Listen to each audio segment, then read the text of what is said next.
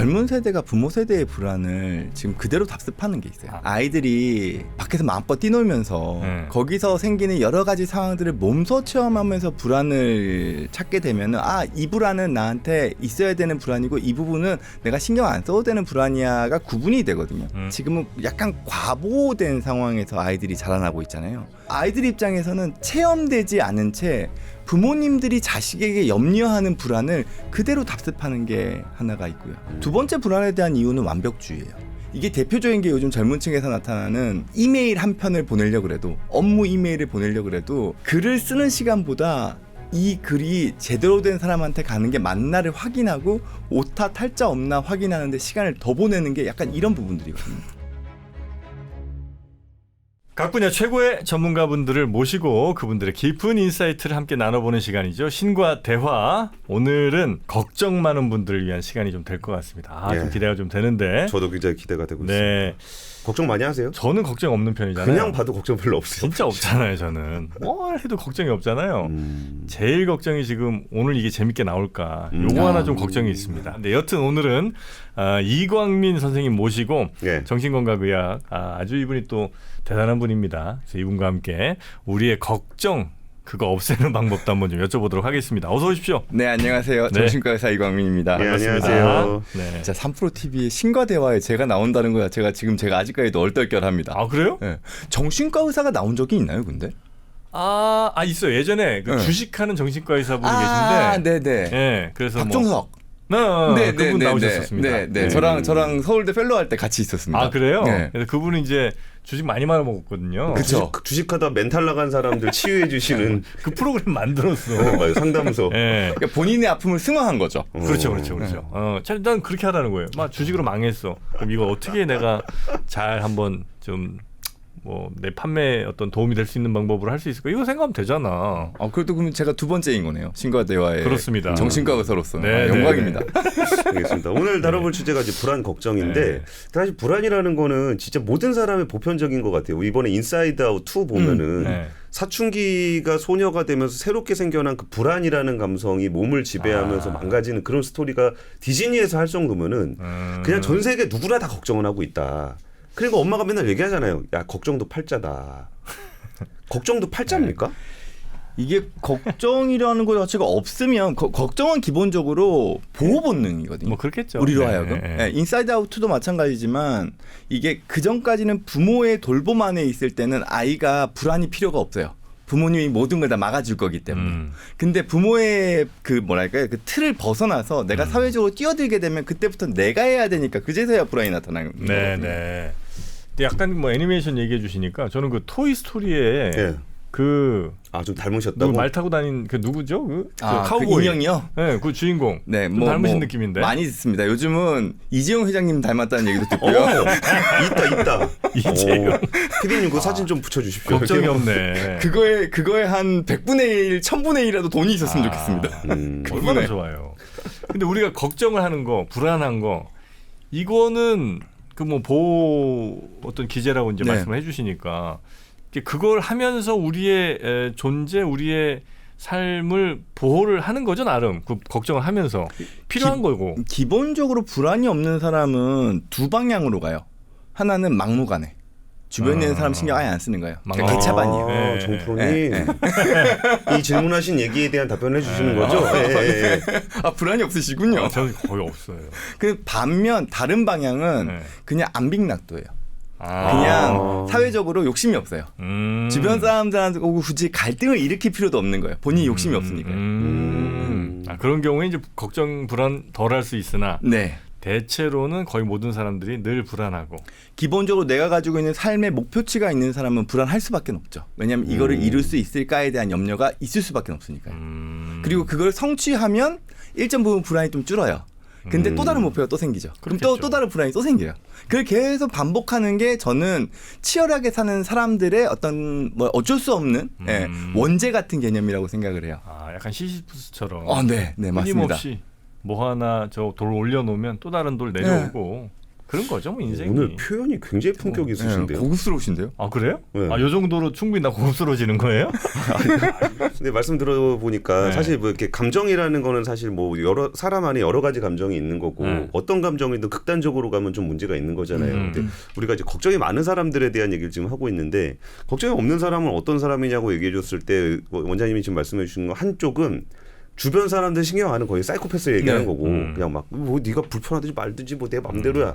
그리고 반대쪽에는 그냥 아예 생각 없는 사람 뭐 이러든지 말든지 뭐 이래야 불안이 없다. 네. 그럼 불안이 없는 사람이 이상한 사람이네요. 그렇죠. 불안이 있어야지 정상인 그쵸, 거죠. 그쵸. 예. 네. 그리고 기본적으로 불안이 없으면 위험에 대한 감지를 못해요. 그러니까 불안을 따질 때 이 불안에 대한 정도를 군사 레이더에 비유를 많이 하거든요.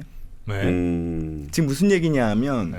군사 레이더의 감도가 낮으면 적군이 뭐 미사일이 날라오든 비행기가 날라오더라도 감지를 못해요. 그러면 나는 위험한 상황에 노출되겠죠. 네. 반면에 불안의 레이더가 너무 세다는 거는 내가 가지고 있는 군사 레이더의 감도가 너무 높다는 얘기예요. 그러면은 새 때가 지나가도 그걸 다 위험 신호라고 인지를 하게 되는 거죠. 그럼 힘들어지지. 계속 그러니까 출동해야 적절한 불안에 대한 감도가 중요한 거거든요. 네.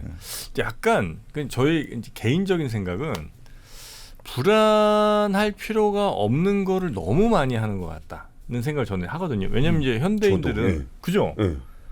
옛날에는 호랑이도 피해야 돼, 뭐 전쟁 나면 또 언제 죽을지 몰라, 외적들이 쳐들어와, 이제 이런 거에 늘 불안해야 되잖아요. 삶이 걸린 거, 생명이 걸린 거니까. 근데 이제 그럴 일들이 많이 사라졌잖아요. 그렇죠. 그럼 이제 그만큼 사실은 불안이 줄어야 되는데 불안의 총량 내지는 하여튼 우리가 불안해야 되는 그만큼은 늘 갖고 있는 상태에서 별로 실질적인 위협이 없어. 그러니까 새 한 마리 나타나도 막 레이더 가동시키고 출동하고 이렇게 되는 거 아닌가. 미사일 쏘고 뭐 탱크 준비하고. 네. 이게 일정 부분은 두 가지 요인이 있다고 보는 게 하나는 젊은 세대가 부모 세대의 불안을 지금 그대로 답습하는 게 있어요. 아이들이 밖에서 마음껏 뛰놀면서 거기서 생기는 여러 가지 상황들을 몸소 체험하면서 불안을 찾게 되면은 이 불안은 나한테 있어야 되는 불안이고 이 부분은 내가 신경 안 써도 되는 불안이야가 구분이 되거든요. 근데 그게 아니라 지금은 약간 과보된 상황에서 아이들이 자라나고 있잖아요. 맞아. 예, 특히 뭐 요즘은 놀이터만 가도 엄마 아빠들이 다 옆에서 지켜보고 있어요.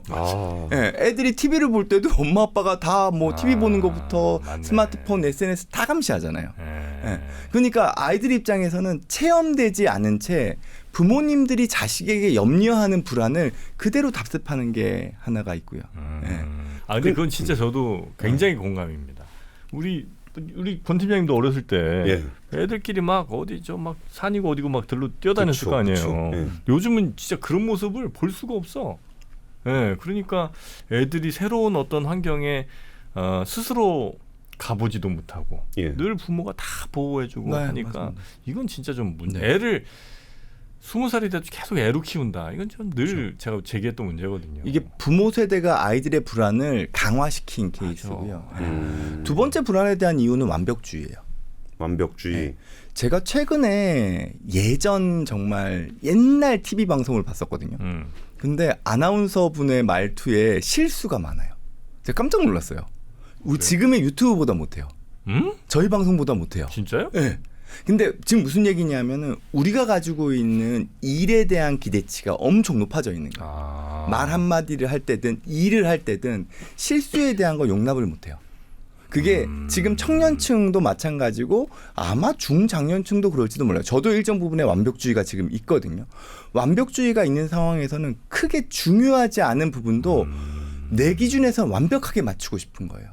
이게 대표적인 게 요즘 젊은 층에서 나타나는 그 이메일 한 편을 보내려고 그래도 업무 이메일을 보내려고 그래도 글을 쓰는 시간보다 이 글이 제대로 된 사람한테 가는 게 맞나를 확인하고 오타 탈자 없나 확인하는데 시간을 더 보내는 게 약간 이런 부분들이거든요. 그래요? 네. 지금 청년들이 어떻게 보면 불필요한데 시간을 너무 많이 써요. 불안해서. 내가 혹시라도 작은 실수라도 하지 않을까. 이게 완벽주의 때문에 온다는 거죠. 그만큼 우리 사회가 지금 지향하고 있는 바가 너무 수준이 높아졌어요.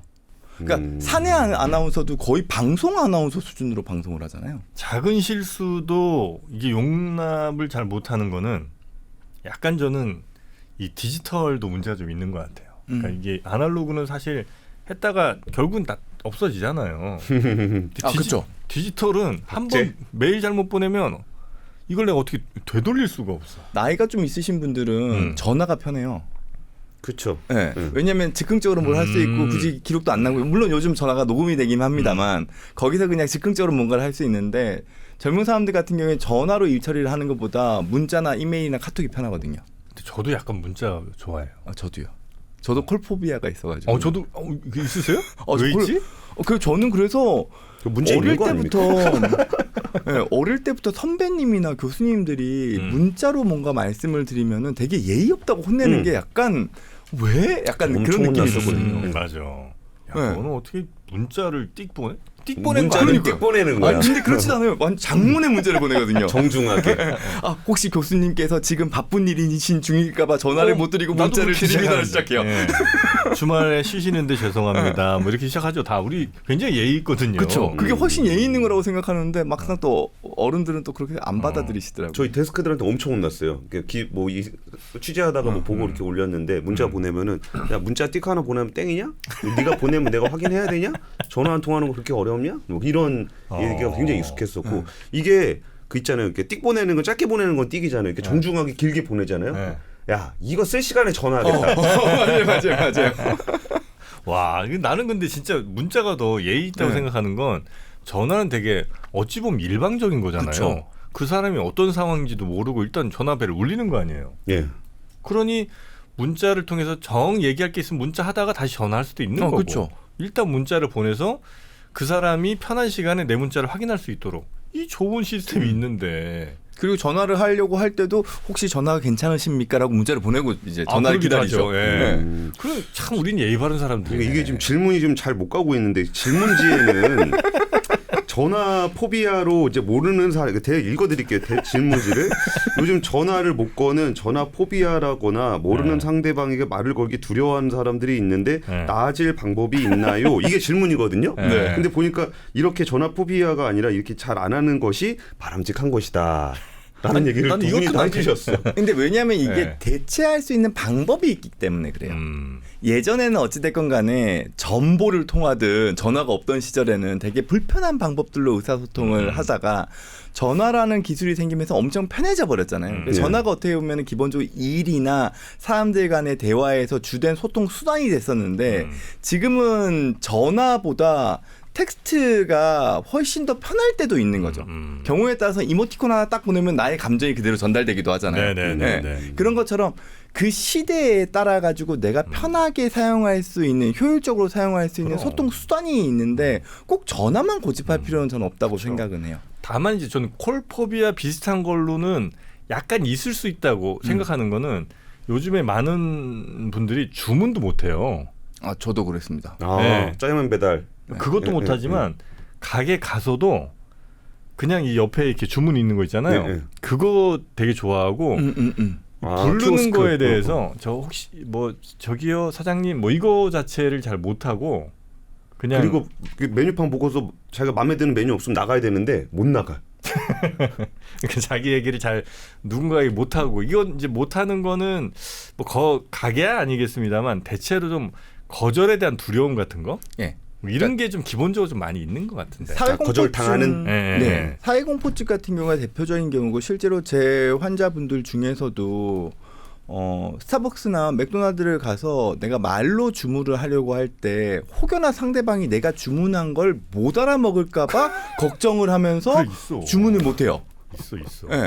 그래서 그 사람이 못 알아먹어서 나한테 무슨 주문이요라고 다시 물어보면은 내가 어떻게 대답해야 되지가 겁나는 거예요. 맞아. 그러니까 이런 것 자체가 사실 따지고 보면 사회적인 경험치의 문제거든요. 뭐 물어보면 다시 얘기하면 되죠. 제가 예전에 캐나다에서 유학을 잠깐 한 적이 있었는데 거기서 이제 되게 유명한 커피숍이 있어요. 얘기해도 되나요? 팀홀튼이 거긴 스타벅스처럼 흔하거든요. 그렇죠. 가서는 이제 뭐 간단해요. 그냥 핫 커피에 노 슈가 노 밀크 딱 이렇게 얘기를 했는데 상대방이 못 알아먹는 거예요. 제가 주문을 했는데 노 슈가 노 밀크는 못 알아먹는 거예요. 그래서 발음이 잘못됐나? 뭐가 잘못된 거야? 더 굴려야 되나? 근데 제 뒤에 있는 사람이 저를 쿡쿡 찌르더니만은 제가 영어를 못하는 애라고. 주문을 받는 애가 영어를 못하는 애였던 거예요. 근데 걔는 전혀 두려워하지 않죠. 전혀 들어가지 않죠. 맞아. 우리만 두려워해. 근데 그게 우리가 경험치를 쌓다 보면은 이런 상황들이 생겼을 때 내가 굳이 당황할 이유가 없어. 내가 잘못한 게 아니야를 알거든요. 근데 사회적인 경험치가 없는 경우에는 어떤 돌발 변수가 발생했을 때 내가 잘못했나?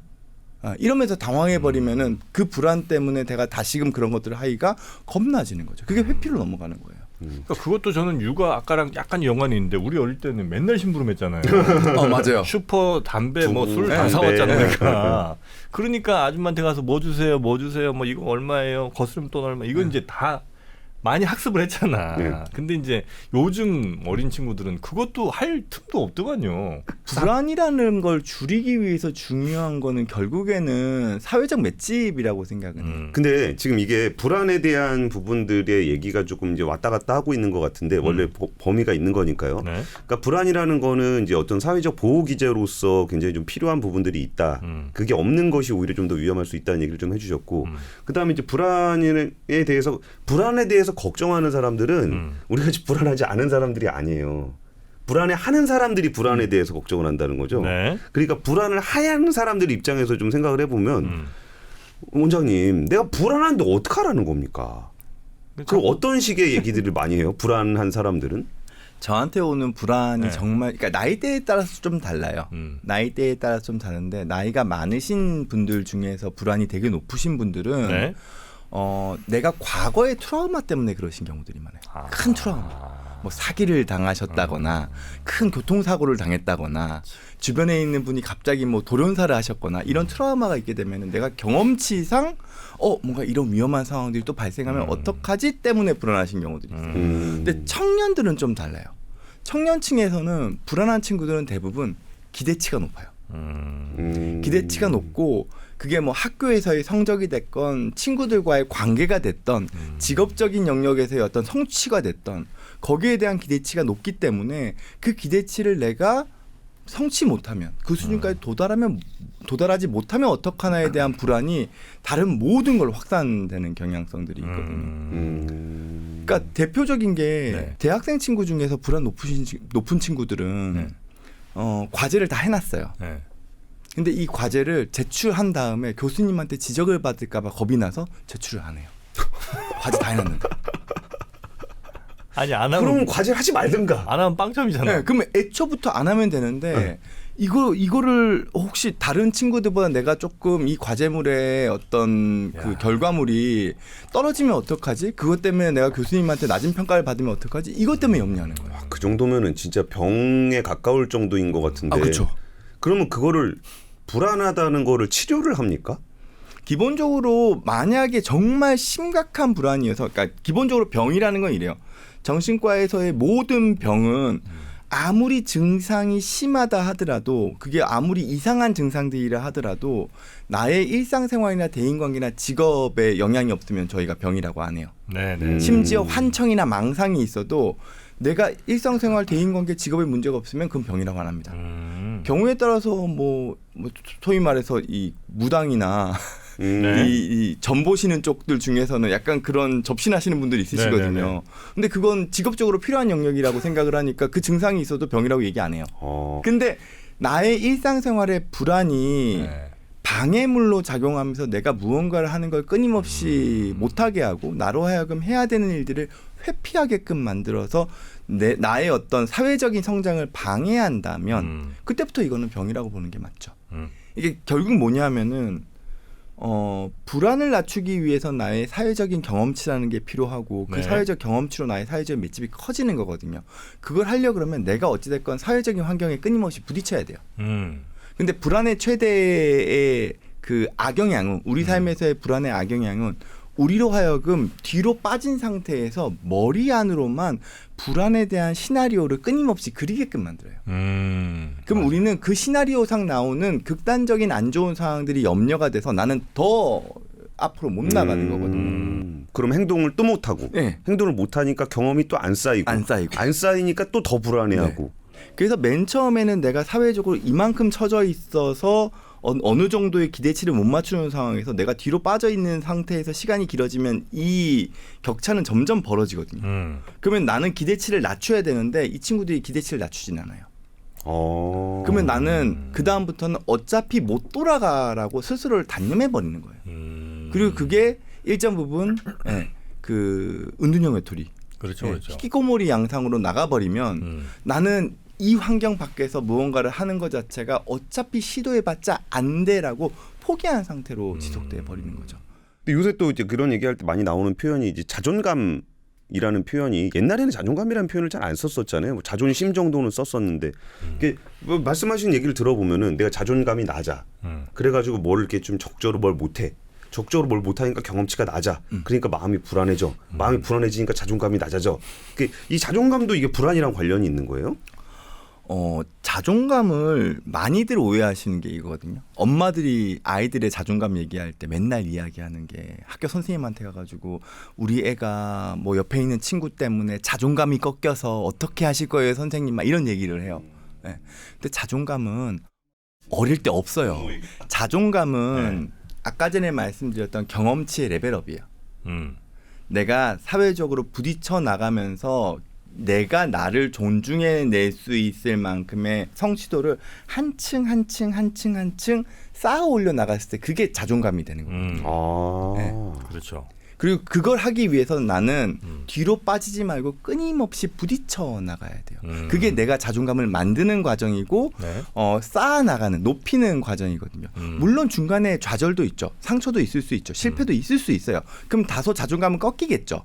근데 이거를 다시 쌓아 올리려고 그러면 내가 상처받았다고 좌절했다고 뒤로 빠지는 게 아니라 내가 잠깐 뒤로 빠졌더라도 재정비하고 다시 뛰어들어야 돼요. 그래야지 자존감은 다시 높아지거든요. 그게 불안을 극복하는 길이기도 하고 나의 자존감을 쌓아 올리는 길이기도 한 거죠. 맞습니다. 학부모님에게 한 말씀 해주시죠. 자존감 꺾는. 자존감은 일단은 첫 번째, 애들이 처절하게 좀 좌절을 좀 겪어야 된다. 저는 이제 그렇게 봅니다. 좌절을 겪어야 자존감이 쌓인다. 그렇죠. 좌절을 일단 겪어야 돼. 여러 군데에서 다 꺾이고 두드려 맞고, 그러니까 물리적인 폭력이 아닌 여기저기서 막 두드려 맞고 막 이게 안 되는 거를 충분히 보고 그 다음에 내가 얼마나 바닥인지를 자기 눈으로 직시를 해야 된다. 그 자기가 얼마나 바닥인지를 직시하고 그 이후로 자존감은 생긴다. 그래서 예를 들면 뭐 그냥 뭐 연애 시장에서 키 작은 남자가 별로 선택 못 받는다. 저 얘기하시는 겁니까? 키 작은 걸 숨기기 위해서 내가 키높이 신발 신는 게 자존감이 높아지는 게 아니고 내가 아주 바닥에 플랫슈즈를 신었음에도 불구하고 야 천장부터 쟤는 내가 더 크잖아. 혹은 키 큰 애들 보면서 뭐 저거 키만 크지 뭐 할 줄 아는 게 뭐야. 요 정도는 돼야 자존감이 생기는 거죠. 그쵸. 대신 내 키가 163이라는 걸 정확하게 인지를 하고 내가 야 신으면 167이니까 170쯤으로 얘기하고 다니까 이건 자존감이 아니라는 거죠. 정신 승리도 자존감이죠. 네? 정신 승리도 자존감이라고 생각하거든요. 정신 승리. 네. 정신 승리. 근데 그 정신 승리도 저는 선결 과제는 자신의 상황에 대한 부풀림이나 그게 없어야 된다는 거예요. 그러니까 지금 정프로님이 정확하게 말씀 주신 게 저희가 상담을 한다라고 할 때요. 정신과에서 어떤 환자와 상담을 오랜 기간 끌고 간다는 거는 이 사람의 성장을, 어린 시절 성장 과정을 저랑 한 번 더 되뇌이는 거거든요. 그래서 키우는 거예요. 이 사람의 미성숙한 자아를 성숙한 자아로 키워나가는 과정이 일정 부분 상담인데 상담에서 중요한 두 가지를 딱 꼽으라 그러면은 저는 첫 번째는 컨테이닝이에요. 받아주는 거. 이건 부모의 돌봄이죠. 안전한 환경을 제시해 주는 거. 그리고 이 사람의 어떤 존재를 인정해 주는 거. 넌 충분히 사랑받을 수 있는 아이야. 같은 거죠. 근데 두 번째로 중요한 거는 적절한 좌절이에요. appropriate frustration이거든요. 왜냐하면 끊임없이 받아준다 그러면은 그러면은 철없는 아이가 끊임없이 가요. 근데 거기서 적절한 좌절, 그러니까 아주 가혹한 좌절이 아니라 밑바닥까지 가면 안 된답니다, 정프로님. 가혹한 좌절이라기보다 왜냐면 거기서 쓰러질 수도 있으니까, 무너질 수도 있으니까. 근데 적절한 좌절이에요.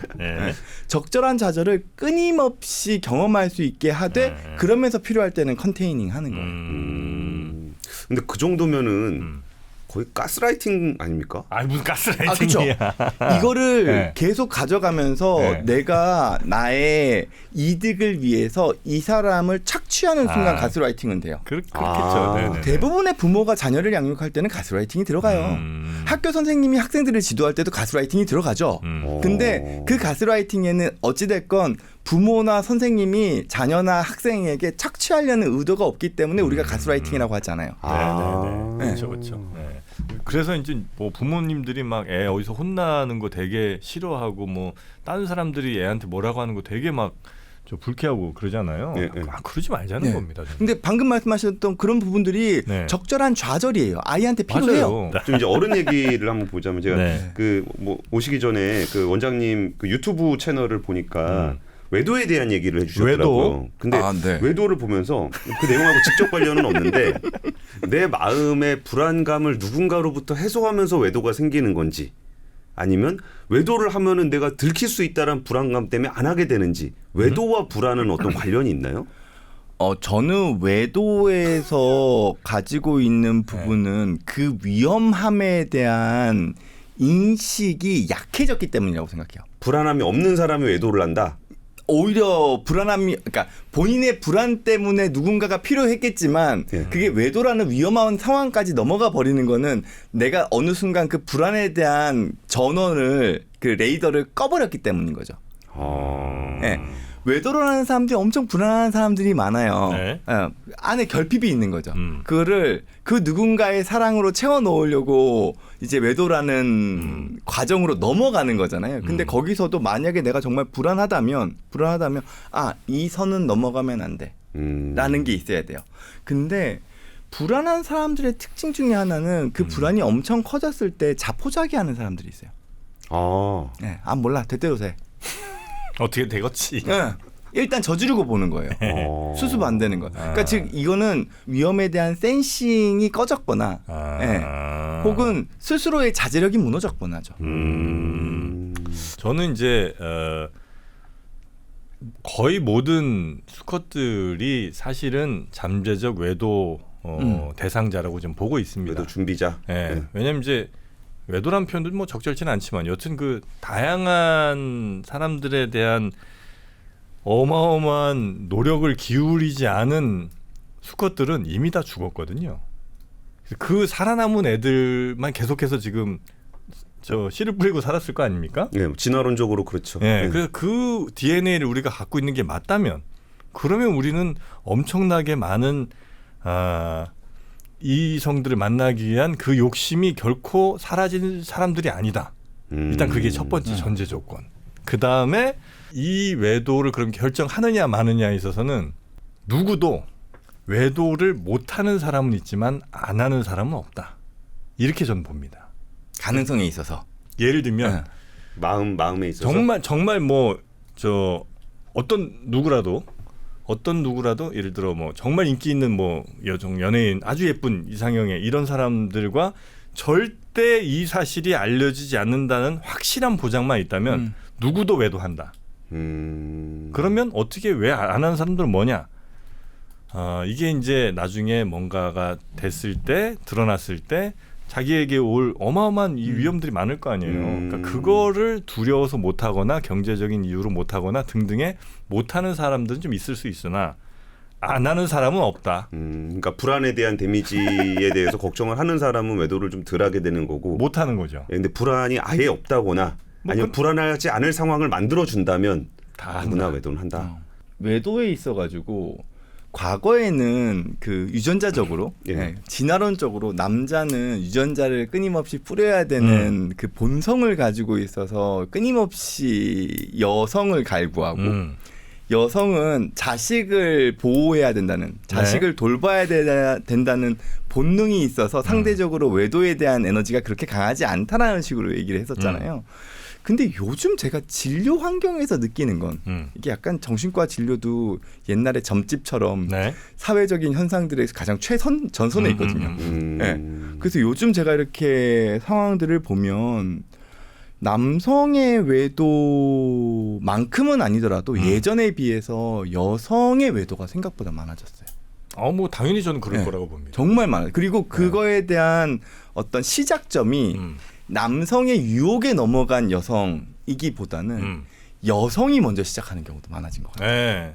전 역시 그것도 뭐 당연히 그렇다 그러면 아까 전에 말씀드렸던 그 유전자를 퍼뜨리기 위한 남자의 본성은 외도랑은 별 관련이 없는 것 같다는 생각이. 요 재분석 한번 좀 들어보실래요? 네네. 시간 괜찮으세요? 괜찮습니다. 토론은.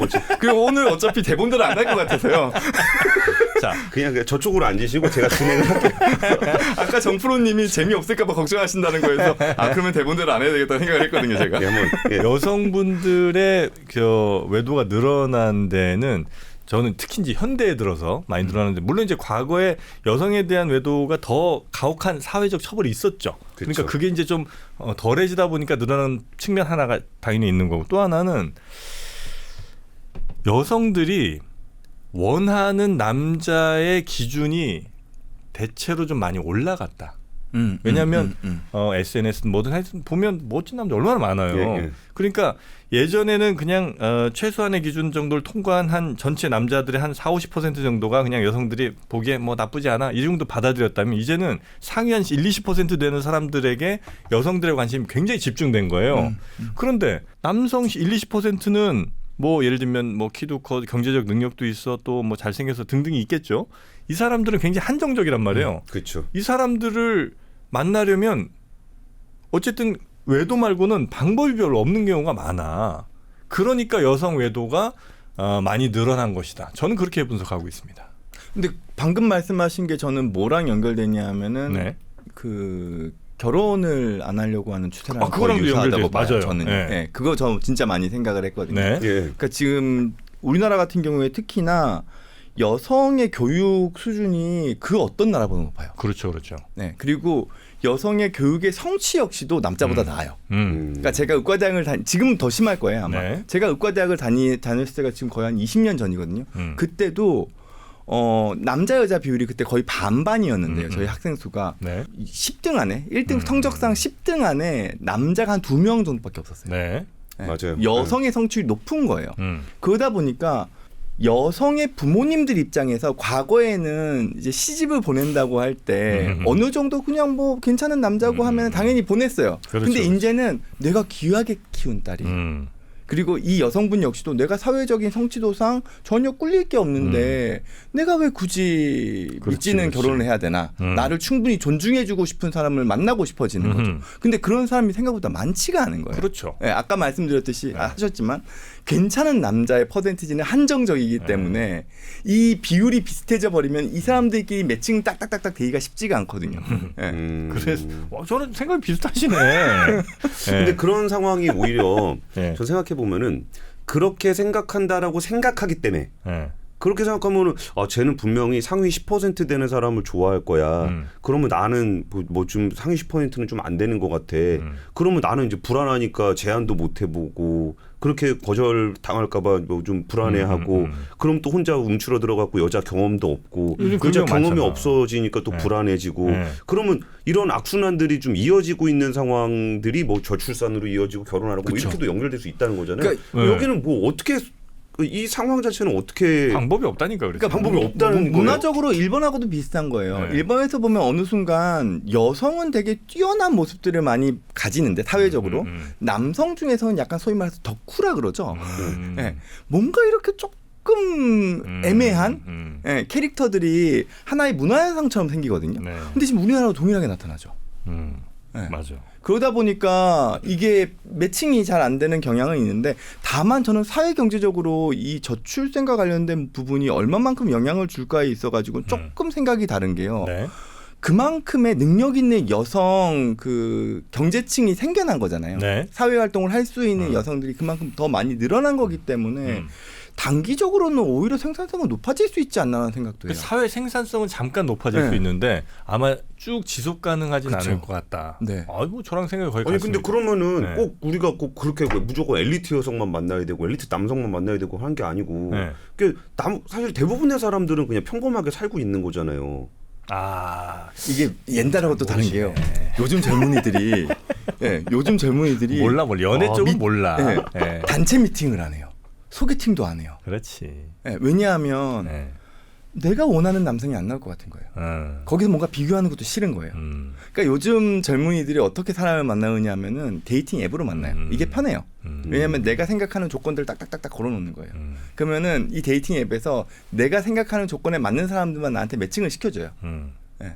그러면 훨씬 더 확률이 높다라고 생각을 네. 하게 되는 거죠. 그러니까 지금 무슨 얘기냐면 옛날에는 만나서 같이 놀다 보니까 다소 여러 가지 조건들이 다소 안 맞더라도 이런 매력 저런 네, 매력 뭐 정이 쌓이고 발견하죠. 네, 뭐 네. 그러다 보니까 뭐 이렇게 애도 뭐 좀 가지게 되고 이러다 보면 또 결혼도 하게 되고 뭐 이런 게 생겼는데 네, 네. 지금은 나 완벽하게 안 맞으면은 굳이 내가 이런 왜? 상황들이 발생하니까 결혼에 대한 허들이 더 높아지는 맞아요. 것 같다는 생각은 들어요. 그러니까 외도를 조장한다.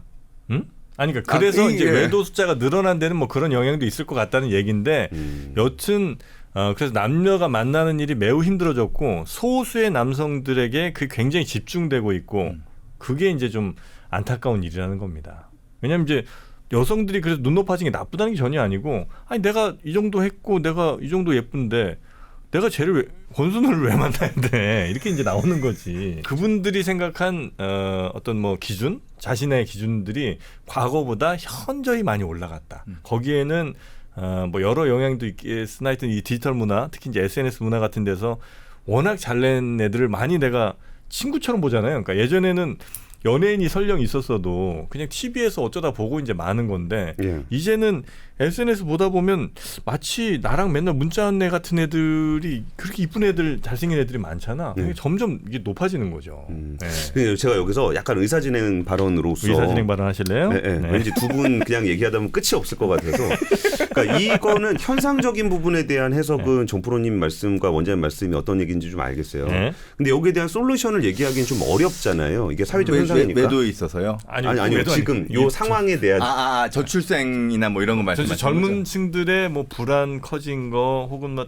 잘 대화에 나서기조차 꺼리는 거 일본 따라가는 거 이거 이제 바람직한 모습은 아닐 거 아닙니까, 그죠? 네, 근데 그래서 제가 한번 그냥 질문 하나 만들어봤는데, 네. 그러니까 뭔가 내가 고백을 했다가 안 될 것 같아서 네. 하는 거절 당할 것에 대한 불안, 음. 그리고 거절을 하는 것에 대한 불안, 그러니까 거절을 또 잘 못하는 것도 있잖아요. 맞아요. 하는 것도 맞아요. 못하지, 예. 맞아요. 그러면 그 상황들이 결국 커뮤니케이션을 굉장히 막는 효과가 있는데 이게 약간 주문 못하는 것도 비슷한데 주문 못하는 것도 내가 거절당할까봐 제안을 못하고 또 정작 그 사람한테 뭐 제안하면은 괜히 저 사람이 나 싫어할까봐 거절을 못하기도 하잖아요. 이 거절과 관련한 불안은 좀 어떻게 봐야 돼요?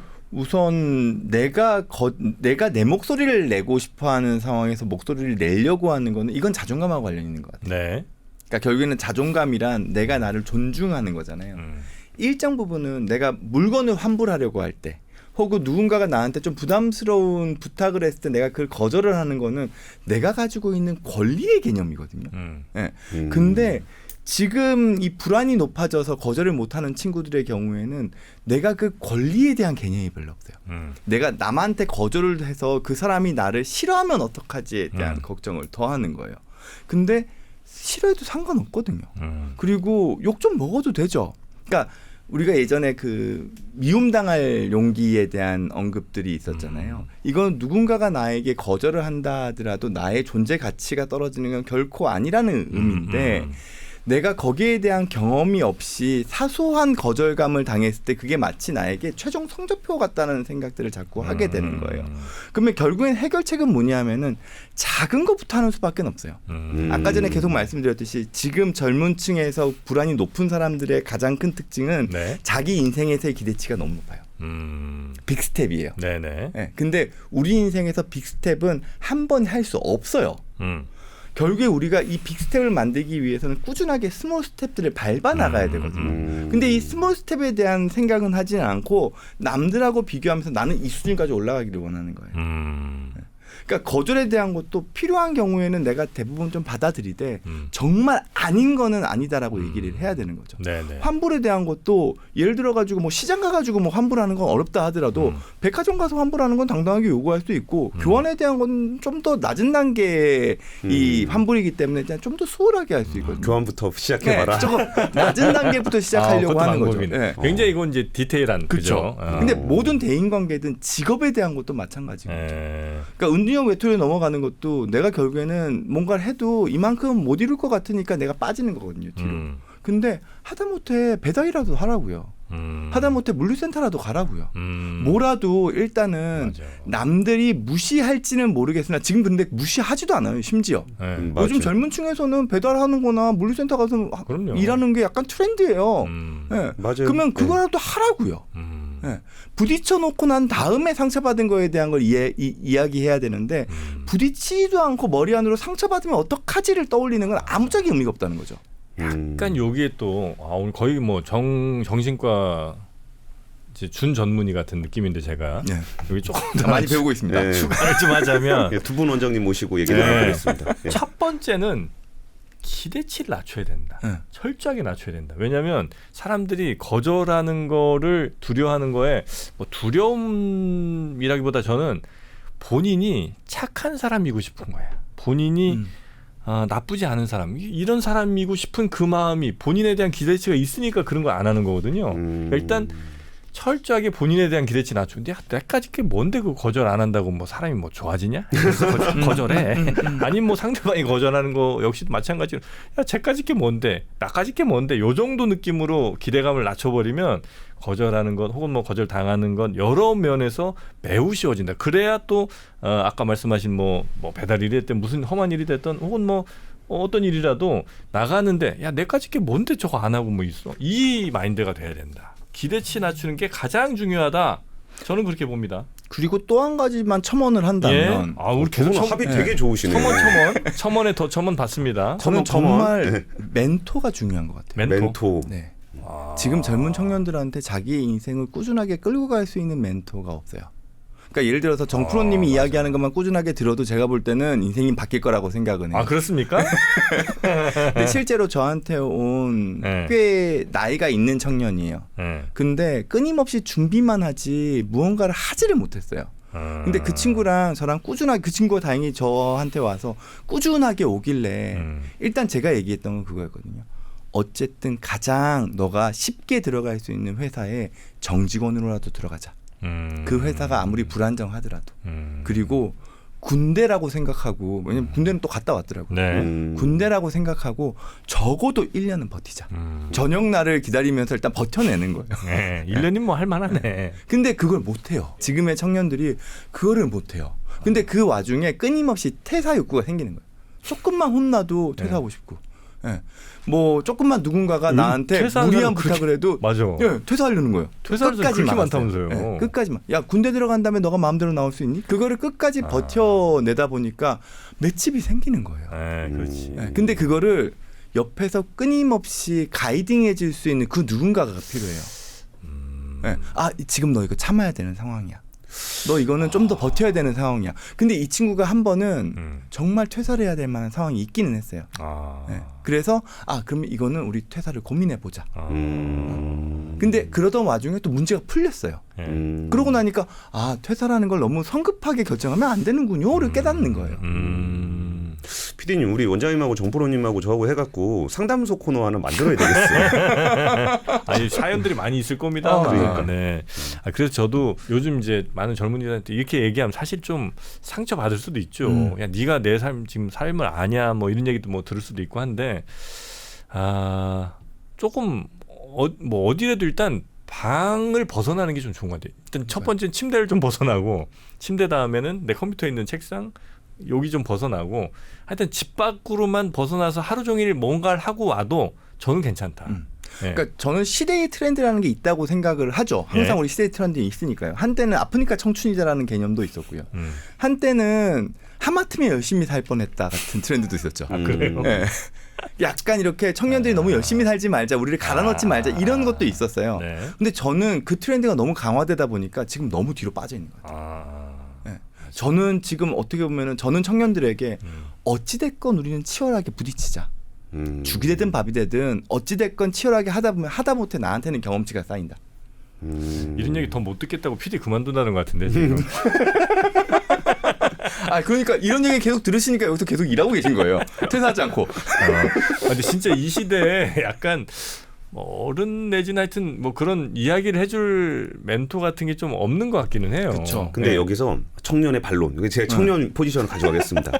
근데 아까 몇 살 차이 안 나요? 어른들의 불안감이 내려온다 그랬잖아요. 네. 그럼 이런 불안감을 만든 것은 무엇이냐?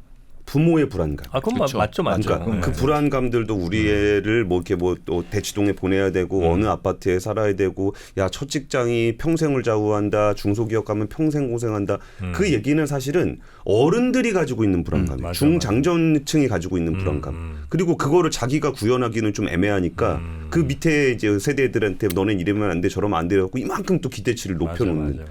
그러면 그 중장년이 느끼고 있는 치열하게 성장 시대를 살아왔는데 나는 여기 있는데 내 친구는 저기가 있어. 내 인생을 돌릴 수는 없고 그 불안감은 중장년층의 불안감은 좀 사회적으로 어떤 모습으로 나타나 있나요? 그러니까 첫 시작은 비슷했는데 내 친구는 이미 저기 막 잘 나가고 있어.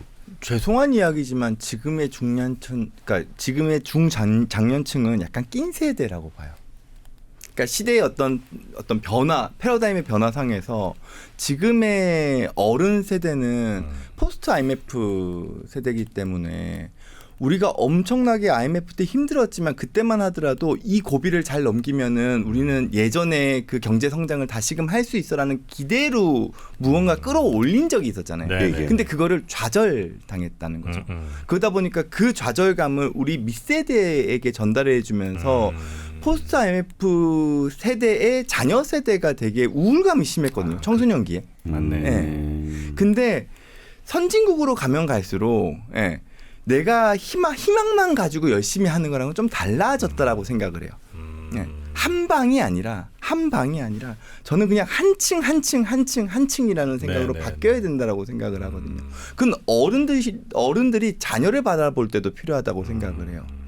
너가 공부를 잘해가지고 뭔가를 한 번에 해서 그냥 사회 상위층으로 들어가야지 그 마인드가 아니라 너가 뭘 하더라도 그 한 분야를 꾸준하게 파면 충분히 너가 사회적인 역할을 하면서 너가 행복하게 살 수 있어라는 방향으로 가야 될 거라고 생각을 한다는 거죠.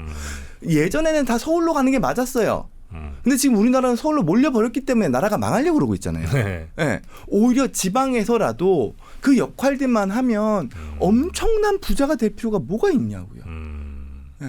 그거는 우리 부모 세대가 가지고 있는 자녀에 대한 기대치를 재조정하는 것도 정말 필요하다고 생각해요. 아까 전에 청년층의 기대치를 재조정하는 것도 필요하지만 부모 세대가 자녀 세대를 바라보는 것도 필요하죠. 그리고 부모 스스로가 그런 거 있잖아요. 어찌됐건 지금은 중장년층이 낀 세대이기 때문에 어느 시점이 되면 사회적으로 밀릴 거예요. 예. 왜냐하면 청년층은 올라오는데 밑세대는 윗세대를 공경해주지 않고 아직까지 중장년층이 열심히 일할 수 있는 사회적인 시스템은 형성되지 않았거든요. 그러면 중장년층은 내가 젊은 시절에 한참 열심히 일할 때 그 수준을 어느 나이 시점 이후에는 유지를 못해요. 예. 그러면 거기서 좌절을 할 수밖에 없는 상황이 도래를 할 텐데 거기서 나 이제 옛날에 그 영화 내가 그때 잘 나갔던 때 이런 것만 조금 이야기하지 마시고 어떻게 보면 그 상황에서도 내가 할 수 있는 어떤 역할이라든지 이런 것들을 작지만 거기서 의미를 찾는 모습.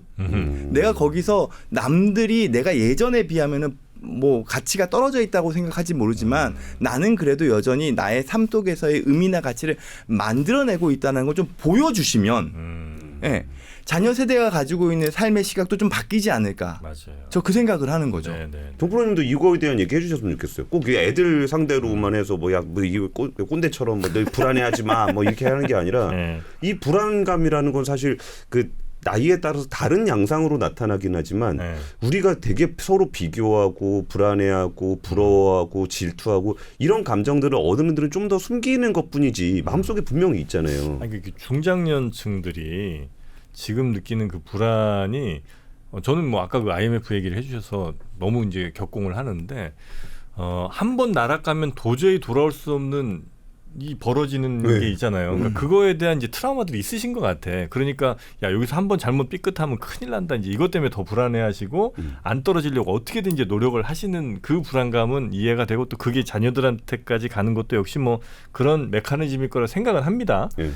근데 이제 우리나라가 물론 여전히 뭐 노인 빈곤이 심각한 문제고 뭐 사회 구조적으로 많이 보장은 못하지만 확실히 과거보다는 그래도 조금씩은 나아지고 있고 그래서 이제 그 어르신들이 그렇게 많이 불안해하지 않으셔도 아주 욕심만 많지 않다면 괜찮을 만한 세상으로 점점 가고 있다는 거 하나.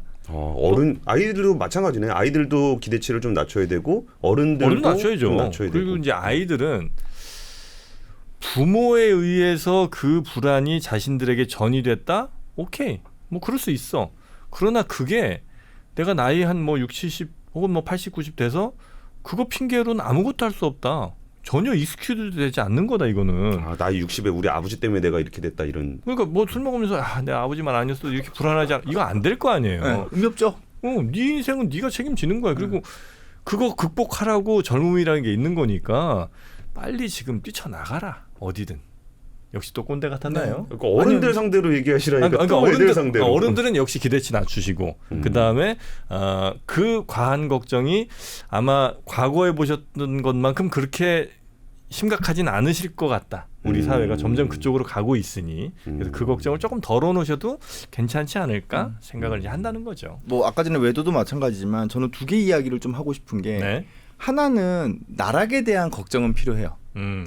외도도 마찬가지일 거라고 생각하거든요. 네. 음주운전도 마찬가지고요. 그렇죠, 그렇죠. 네, 나락에 대한 적어도 도박. 사회적인 어떤 틀이 마약. 있을 때 마약도 마찬가지고요.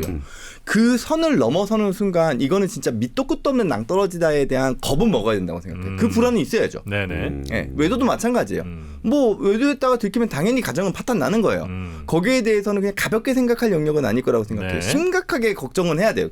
그 불안은 가져가야 돼요. 그렇죠, 그렇죠. 근데 사회적으로 또 하나 필요한 거는 설령 나락에 떨어졌다 하더라도 내가 그거를 일정 부분 극복해내는 사례들은 많아졌으면 좋겠어요. 재도전이 네. 가능한. 우리 사회가 어느 순간부터 뭐가 있으면은 그 사람들 계속 짓밟으려고 그래요.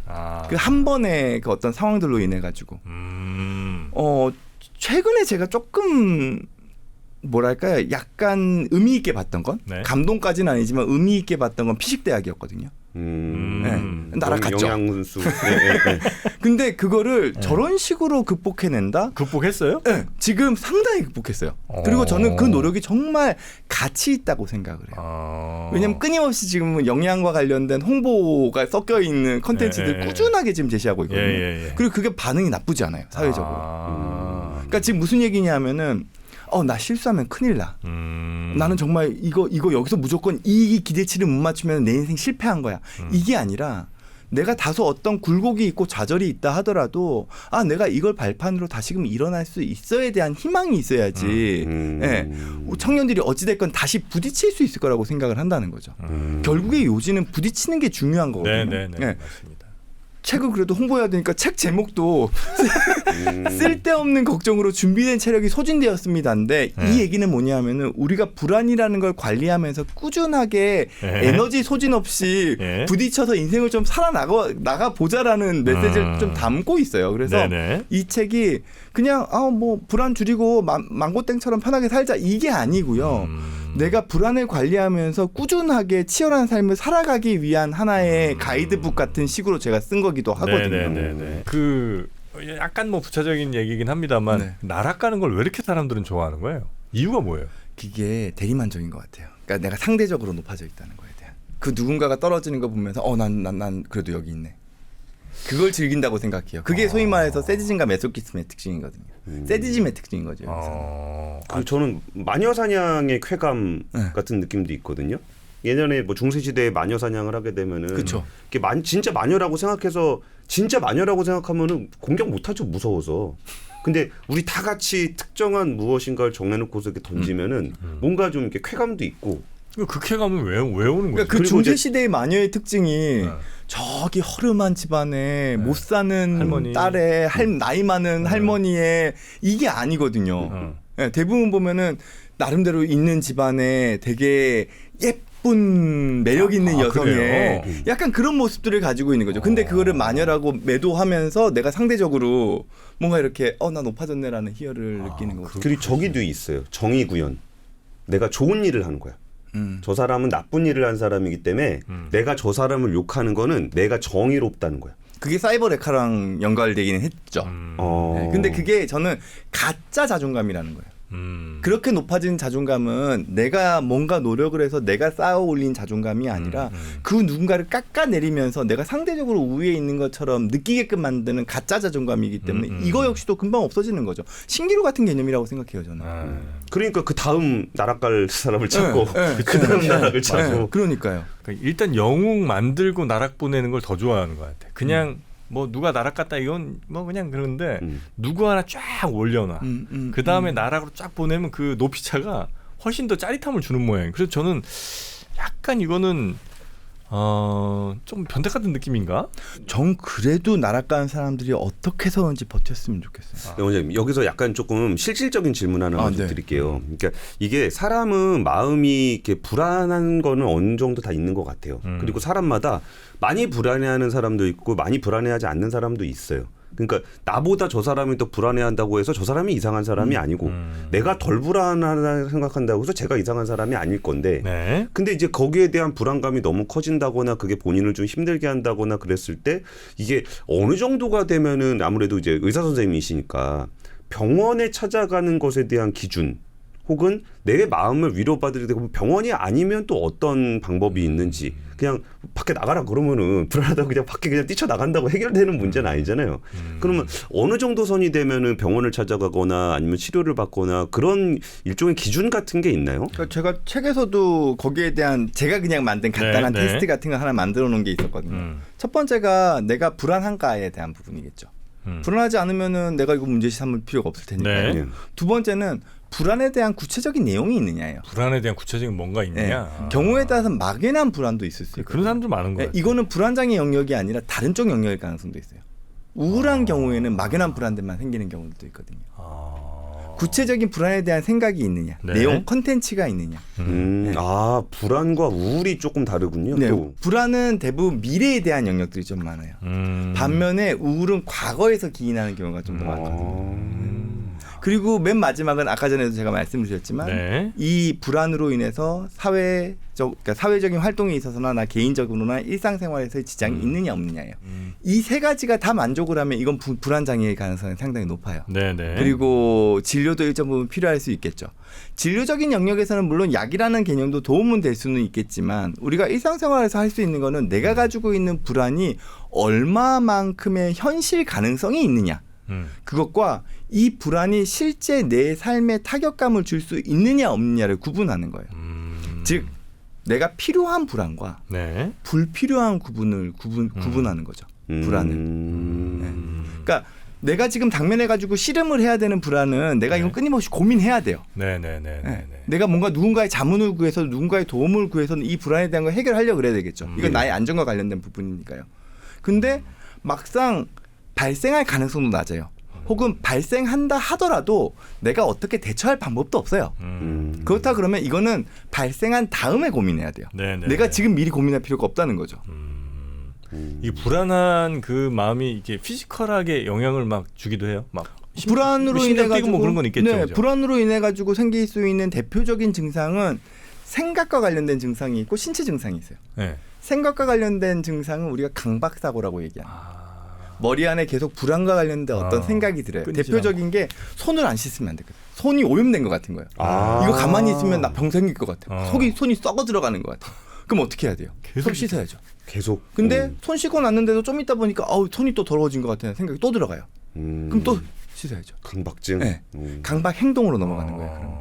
반대편은 불안이 있게 되면 그 불안은 우리로 하여금 전투 모드를 발동시켜요. 긴장하게끔 만들어요. 왜냐하면 불안은 위험 상황에 대한 걸 머리 안으로 자꾸 인식시키는 거기 때문에 스스로 내가 도망을 가든지 맞서서 싸우든지 해야 되는 몸에서의 모드를 전투 모드로 바꿔요. 네네. 그게 교감신경이에요.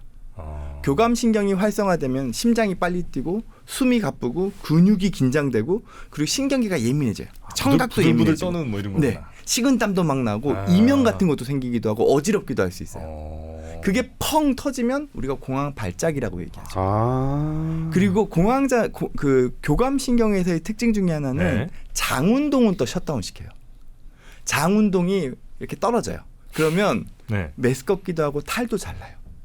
그게 공감신경의 반응이에요. 그러다가 막 오버히트하고 미는 사람들도. 네. 그래서 과민성 대장염을 일정 네네네. 부분은 종합신경의 반응으로 보기도 해요. 맞아. 신경 많이 쓰고 막 스트레스 받으면 막 화장이 왔다 갔다 하는 그쵸. 사람들. 애들이 시험 못 쳐가지고 엄마한테 혼날 것 같으면 갑자기 계속 배 아프다 그러잖아요. 그런 것도 그런 영향이 일정 부분 있는 거죠. 꾀병 아니에요.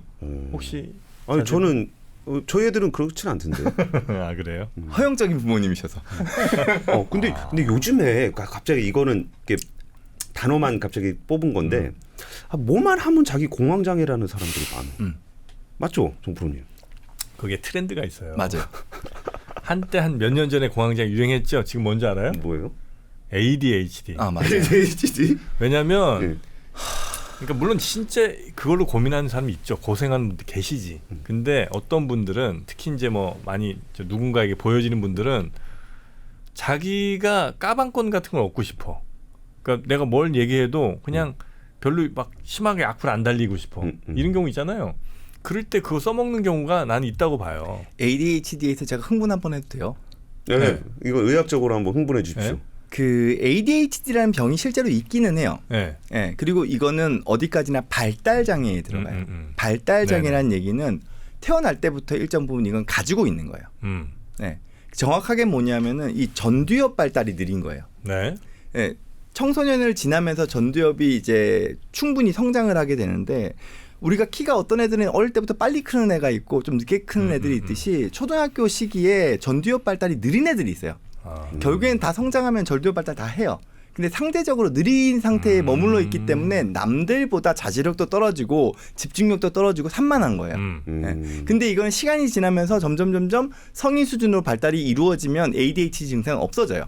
그래서 과거의 ADHD 치료는 청소년기까지만으로 한했어요. 성인이 되면 어쨌든 ADHD는 다 좋아진다라고 생각을 했었어요. 요즘 성인 ADHD가 유행이야. 네. 그래서 한 10년 전까지만 하더라도 전염병입니까? 네. 10년 전까지만 하더라도 성인에서 ADHD 약을 사용하려고 그러면은 처방이 안 됐어요. 네. 왜냐하면 ADHD 약은 어찌됐건 각성제에 가까워요. 전두엽의 기능을 자극하는 거기 때문에 각성제에 가깝거든요. 그러면은 이때까지는 어떤 식으로 사용했냐 하면 방학 때마다 약을 끊어요. 청소년들한테. 초등학생이나. 그래서 방학 때 약을 끊고 애 행동이 괜찮아지면 이제는 충분히 전두엽이 발달했구나라고 생각하고 그다음부터 약을 끊는 거예요. 네, 약을 서서히 줄이거나.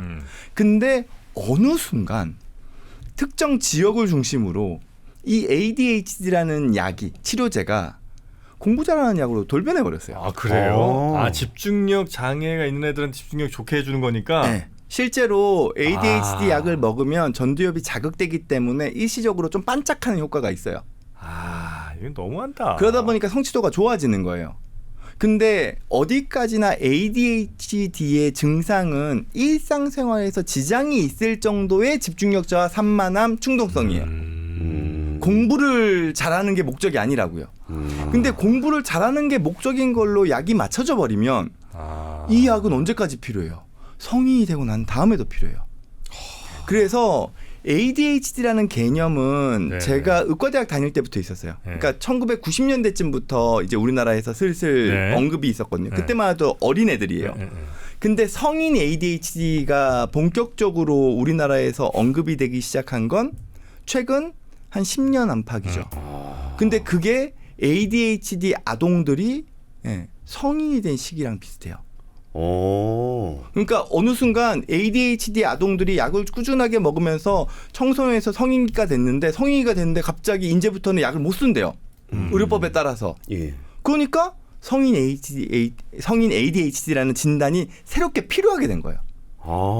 그리고 그거를 우리나라에 수입하는 얀센이라는 회사는 지금 어마무시하게 돈을 벌었죠. 이게 지금도 그건 지금 엄청 팔려요. 지금도 그리고 저는 ADHD 선별 검사라는 거 있어요. 그거 해보면은 저도 해당돼요. 그러니까 이게 너무 ADHD라는 진단을 남발하는 건 저는 정말 경계해야 된다고 지금 생각해요. 말씀 주신 건 약간 뭐 강남이나 뭐 이런 데 하여튼 애들 공부 잘한다는 약이야 뭐 이렇게 입소문 나서 애들이 불필요하게 많이 먹은 그 상황.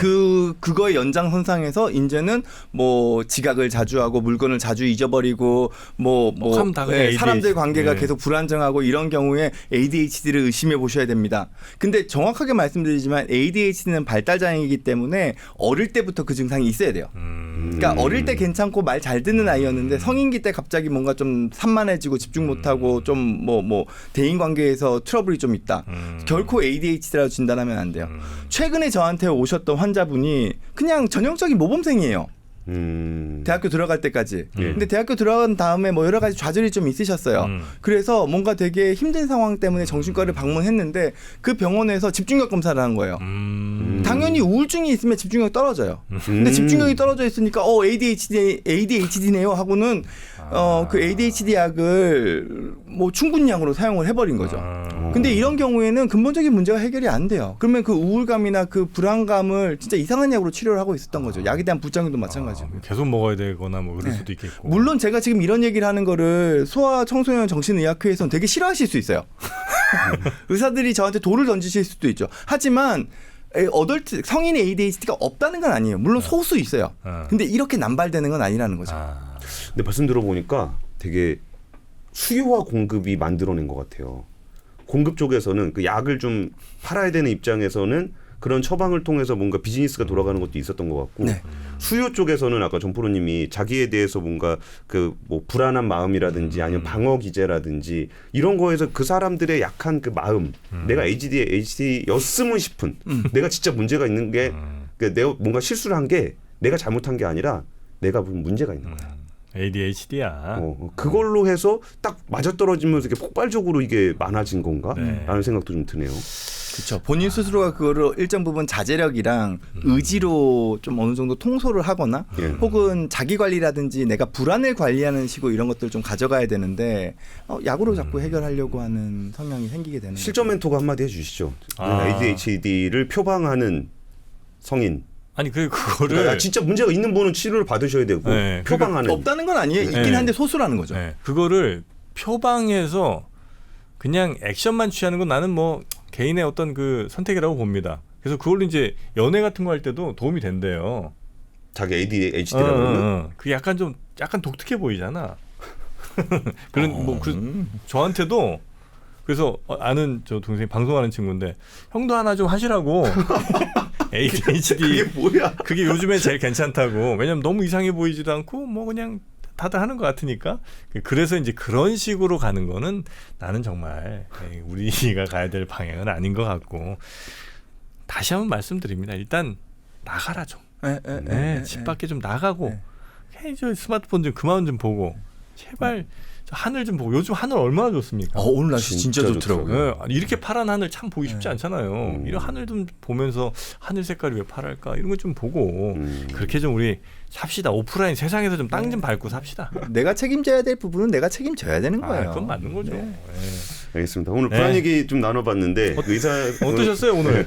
근데 제가 지금 약간 너무 흥분해가지고 시간을 너무 길게 가져간 것 같다는 생각 때문에 마지막 너무 좋았습니다. 열변. 감사합니다. 근데 불안해하지 뭔가 이렇게 마세요. 제가 뭔가 이렇게 그랜드슬램 하나를 달성한 것 같아서 오늘 되게 뿌듯해가지고요. 그래요? 네, 집에 마지막 하나 남은 거였군요. 네. 저한테는 약간 꿈의 장소였습니다. 그렇습니까? 네. 너무 행복합니다. 이런 얘기 들으니까 너무 저희도 기분이 좋아지네요. 네, 우리 뭐 불안을 없앨 수는 없습니다만 잘 관리하면서 스트레스 너무 많이 받지 마시고 좀 사랑도 많이 하시고 이성교제도 좀 많이 하시면서 사랑에 또 직접 손 잡아보고 그 설렘 좋은 결과들도 많이 좀 만들어내시기를 바라면서 우리 박사님과는 조만간 상담소 한번 저희가 잘 꾸려보도록 하겠습니다. 네, 꿈의 무대라고 하셨으니까 갑자기 여기서 뭔가 이렇게 기대를 하게 만드는 따로 뭐 출연료는 저희가 잘 안 챙겨드려도 큰 불만이 없을 것 같다는 생각이 좀 듭니다. 기대치를 낮추세요. 저는 기대치 낮출 수 있습니다. 기대치를 낮추시면 미래를 위한 투자죠. 한 단계 올라가는 거예요. 사람들 많이 보면 2만 원 올라가고 이렇게 이제 가겠습니다. 네, 감사합니다. 네. 오늘 함께해 주신 정신건강의학과 이광민 의사 선생님 재밌었죠? 너무 즐거웠습니다. 네. 저 지루할까봐 걱정했는데 그래도 뿌듯하네요. 네, 다음 시간에 조만간 잘 짜서 한번 뵙도록 하겠습니다. 고맙습니다. 감사합니다.